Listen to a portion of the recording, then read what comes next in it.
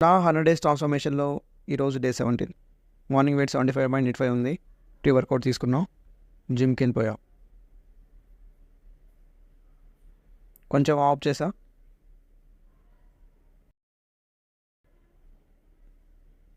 First squats start చేసా. 3 sets చేసాం. తర్వాత లెగ్ ఎక్సర్సైజ్ చేసా 3 సెట్స్. తర్వాత హ్యామ్స్ట్రింగ్ కర్ల్స్ చేసా 3 సెట్స్. తర్వాత కాఫ్ రైజెస్ చేసా 3 సెట్స్.